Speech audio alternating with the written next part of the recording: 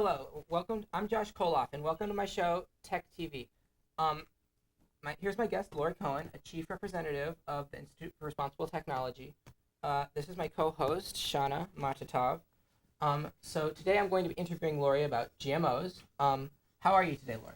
I'm wonderful, thank you. Thank you so much for having me here. You're very welcome, and thank you for coming.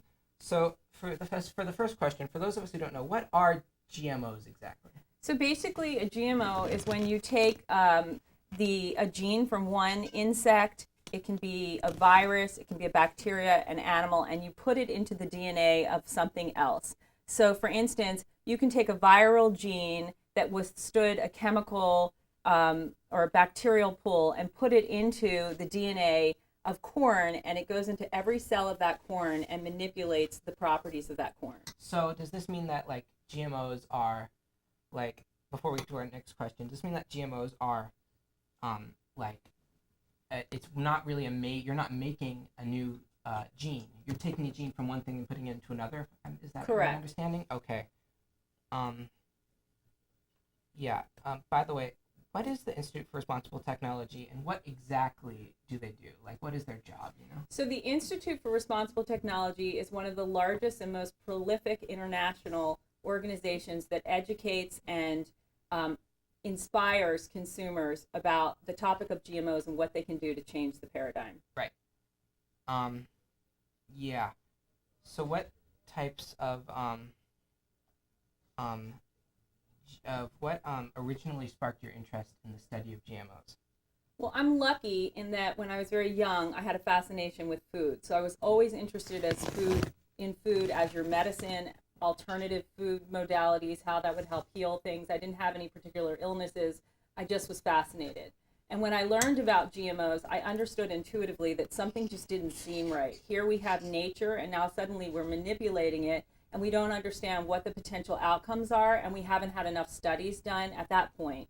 We hadn't had enough studies done, and this is years ago, to really understand what the potential outcome was of consumption of these types of foods. And as a result of that, I realized that we as humans were going to be guinea pigs to these experiments, and not knowing what foods were genetically modified, we wouldn't even know how to track the experiment. So I just understood something wasn't right, and it kind of started me on a journey. And when you get passionate about something, you just find there's a fire inside of you, and you're ferocious for information, and you keep studying and learning, and one thing leads to another. Right. Okay. What did you originally learn about GMOs? Well, the first thing I learned about GMOs was what a GMO was.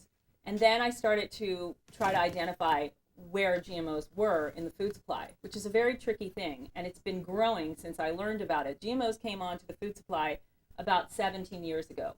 And it actually started with 2 experiments which failed and were immediately taken off the market. One was a genetically modified tomato, which failed drastically. Consumers didn't like the taste. It wasn't working. They pulled it off the market. The other, which is not as well known, is L-tryptophan. 100 people died after eating genetically modified L-tryptophan. It was the one experiment where they were able to really track directly the GMO consumption and a result, because it was the only thing that had changed in this product, and it was an immediate impacting kind of effect. It's not to say that there aren't many other illnesses and deaths that could be potentially traced back to GMO consumption, but this one was isolated in a way that they could identify it, so they pulled it off of the market. So this chemical trilithylene, what's it called? No, L-tryptophan. L-tryptophan. Is this this is the result, this is the type of, do you think this is the type of result? I mean, I'm just wondering, that would come 50 more years from now or whenever from this? Because, is this we're obviously messing with nature by doing this, by doing the GMO We're messing thing. with nature, and we're controlling the ability to test it in any way that makes any sense. The only tests that have been done by Monsanto, which is the largest genetic modification or biotech company, has only been for 90 days. But the studies that have been done by non-biased scientists who haven't been paid, when I say non-biased, that means that they're not being supported by any corporations, they don't have any agenda outside of just doing the experiment, find that after 90 days, all of the issues that we see growing in our society today in terms of rises of diseases, tumors, cancers, diabetes, allergies, asthmas, start showing up in the lab animals after 90 days. So we don't even have we don't even have the proper testing in place to really understand fully the ramifications of long-term GMO consumption. We can just look back and try to piece it together anecdotally and say, well, I see a rise in infertility and it's really risen in conjunction with the influx of GMOs in the food supply. I wonder if it contributes to issues with infertility. Now, there are other things that contribute to disease and illness in our society. We don't live in a pure environment, as we all know. But GMO consumption has been found in testing by scientists who have stood up with courage, and many of them have been bullied and lost jobs or been threatened to stay silent. But those that have actually come forward are saying, look, this is no coincidence. This is what we're seeing in the lab animals. We're seeing it in our cows, our dairy herds, other animals in the farm world, and we're seeing it in the pigs and other animals that we, test on. How long has the government, do you know, has been using GMOs on the market, and do they know what the causes could be? Like, do they know? And So GMOs have been in the food supply for 17 years, but it's been steadily increasing. And then what was your second question? how long has the government been using the GMO in the market? Well, Okay, and then since what year have they been experimenting in GMOs? Well, that's the same thing. I mean, actually, behind the scenes, GMO manipulation has been a lot longer than 17 years because they had to go through the court system in order to secure the right to patent an organism, which was never the case prior to that fateful decision that was made years before they actually got it into the food supply. So would you say that they were trying to get, were they more concerned about the legal issues than they were about experimenting about what the results of the GMOs would be? Were they more about the legal issues and just getting people to make it legal to sell it, or were they also about testing to see if it worked? Obviously, they haven't done done tests for more than 90 days. Did they do tests before that, or was it just more about? No, what you need to understand is that the PR campaign that came out with Monsanto, I'm really going to just name Monsanto, although there is another company, Aqua Bounty, which is the ones that are producing the salmon, and then there's also another company, Syngenta. But really the largest biotech company that also did DDT and Agent Orange and elements that are in our society and have proven very unhealthy, but you all are probably too young to remember some of these things. But it was the same kind of deal where Monsanto said, oh, Agent Orange is safe, DDT is safe, and then years and years later we realize how not safe they are. But basically, it's a corporation, and they wanted to make money. And I mean, everybody can have their own perspective, but their MO was that it would help feed the world and solve the food shortage issue by creating better yield returns for farmers and by staving off infestation from insects. Well, as time has gone by, all of those have been proven false. It's not actually what happens. And in fact, a lot of insects have become resistant to the Roundup that's sprayed or to the insecticides that are injected. And we have now a problem called superbugs, which are these huge bugs that we can't get rid of, kind of like what happens when there's too much proliferation of antibacterial soaps or antibiotics. So, and we also have something called super weeds. So, and crop yields, except for one or two crops, all of them have proved either to be equal in its yield to organics or less than organic. So it is not the answer to feeding the world. But what's happened as we've woken up to that reality is that simultaneously we're seeing the dangers of GMO consumption.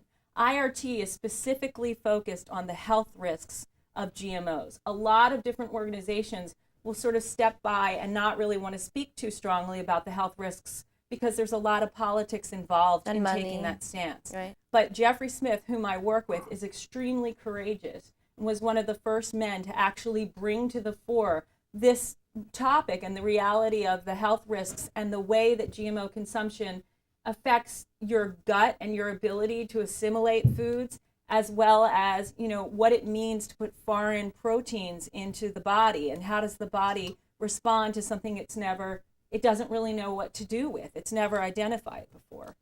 Right. So that makes me wonder. So these superbugs, are they like they're like actual bugs or like viruses? Are they like They're really large bugs. they just evolved all of a sudden? Big bugs. They just evolved all They're of a sudden? evolving. There's a lot of repercussions that are the fallout of GMO production outside of just consumption and the health risks. I'm not sure where my eye line's supposed to be. Is this fine? Yeah. Yeah. Outside of my outside of the risks of GMO consumption, there's also the various tolls that the environment is taking. And not only are we seeing these superbugs and superweeds, but we're seeing a depletion of soil mineral in the soil because of monocropping. You know, as human beings, we really can't thrive if we don't have an adequate mineral intake. And it's becoming harder and harder to source that from regular food. What is monocropping exactly? So monocropping is what you have to do when you have a GMO crop. It means that you can only plant corn. If you're a GMO crop farmer, and I don't like to refer to GMO farmers as farmers, I refer to them more as food producers or product producers, because I really think that they violate the unspoken trust that we, the consumer, have in our farmer producing food that's health giving, because I really believe that GMO consumption takes away from life. But that's sidetracking. When you plant something like corn that's genetically modified, that's the only crop that you plant. This is very different than traditional farming, which is based on certain principles of biosustainability or biodiversity. That means that you have many different crops and then you rotate them. And when you rotate your fields, it gives a chance for the last thing that you grew to go break and decompose into the soil, and it mineralizes the soil. And then you plant the next crop and it values from that. But there's none of that with GMO production. Because the minerals are all gone. Not only is it all gone, but GMO products do not re-bloom. You have to replant the seed. Right. It used to be that the farmer would take the best of the crop. He would take the seed. Let's say he was let's stick with corn. He was the best corn farmer, and he took the healthiest stalk, and he took the seed. He could replant it. By the way, that allowed him to be what? Independent. He didn't have to buy seeds again. He wasn't beholden to a company to go and purchase the seed. He took the seed and he replanted it and he grew another harvest. Now you can't have that with GMO seeds. They don't rebloom. So it's a one-off. And then your soil is dead and you have to go and you have to repurchase. And you're spraying so much onto the soil, it's depleting the minerals that way, and it's alone because it's so heavily chemicalized. So, is there any way of knowing for sure what the worst possible effect of GMOs are? Like, I really think ultimately, let me put it to you this way. If I told you that, there's been these tests done on lab animals, and it's showing that they're having tumors, they're growing hair in their mouth, they're giving birth to water bags, their testicles are small and shrunken, and they're dying. But we haven't done any testing on humans consuming the same food. We use animals to test on to see if other things are safe for us, from topical products to other ingestibles. But we haven't had any human testing done yet. We don't test on prisoners anymore. We don't test on the mentally insane anymore. So we don't have any humans. Would you be willing to come into a lab with me and eat GMOs for 6 months so we could see the effects on you? How many people would be willing to do that? Come on, I'll throw in a Game Boy. What about an iPhone and a car, a Porsche? What are you guys into? I have no idea. It's Beverly Hills, right? Would you do it for a Porsche? Really? It's an interesting question. No, nobody would. But you know what? You guys are all doing that right now. Every day you are an experiment in GMO consumption. Every day you are testing the boundaries of GMO consumption. And the thing about youth, and not all of us, and Josh, you're lucky. You have an edge on everyone because you are more aware of your body and how the body works and the connection from the body to the brain. And so it makes you more awake than a lot of your friends here. There's an old saying that says, youth is wasted on the young. And in a way it is, because you guys are on kind of borrowed health. GMOs came in after you were in your mother's wombs for most of you, or just entering the food supply at that time. You're the generation, the last generation. Every generation after you will never have had that experience. And so in time, we'll have to see out of your friends when you're ready to have a baby. How easy is it going to be for you to have a baby? When you're running and doing a lot of exercise, how strong is your heart?